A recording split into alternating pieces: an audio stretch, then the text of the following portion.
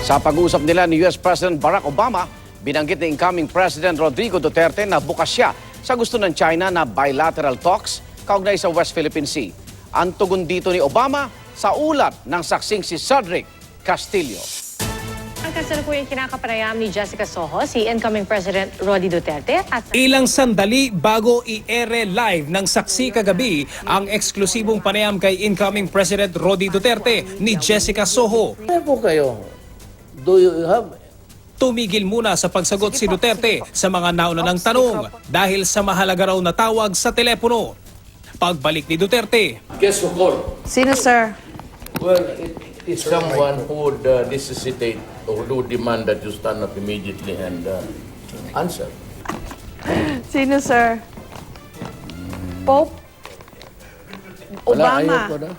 Obama? I will tell you later. hindi muna niya agad sinabi kung sino pero nang matapos ang one-on-one interview, President Obama of the United States called me to extend his best wishes. Congratulations, Station. Cordial ba usap niya? Yes, of course, he's the President of the United States. I'm quite honored. Besides President Obama, may iba pang state leaders na tumawag na po sa inyo? Well, of course, wala. napag-usapan ni Duterte at Obama ang West Philippine Sea. I gave him an inkling that, well, I would agree to just go with you, but if it goes on still waters, I said there's no sail to move there's no wind to move the sails. I might opt to go bilateral. Bilateral o direktang pakikipag-usap lang sa China na walang nakikialam na ibang bansa o partido tulad ng UN ang last option ni Duterte. Bagay na gusto ring isulong ng China. But I said, if nothing moves and the arbitration judgment would favor us, and if we cannot enforce, we cannot get back even with the resolution by the arbitration court, then there has to be something something has got to give. Anong gagawin niyo po? Sabihin ko sa China, then let us talk bilateral. Before we begin to talk, let me state the predicate of my position.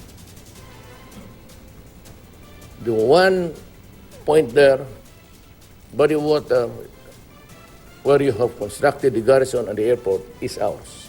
Tiniyak naman daw niya kay Obama na mananatiling kaalyado ng Pilipinas ang Amerika. I mean, you should wait for the result of the arbitration. Yan ang pagdulog ng Pilipinas sa United Nations Arbitral Tribunal para ideklarang atin ang mga inaangking teritoryo sa West Philippine Sea na ang desisyon ay nauna ng sinabi ng China na hindi nila susundin. Bago nito, nakausap na ni Duterte ang ambassador ng China pero ngiti lang ang sinagot nang tanungin kung tinalakay ang West Philippine Sea. Ayon sa political scientist at foreign relations expert na si Professor Richard Heydarian. May concern na with the Duterte administration makakaroon ka ng more balanced relations with both China and the US, no? Yung tinatawag na equilateral balancing strategy.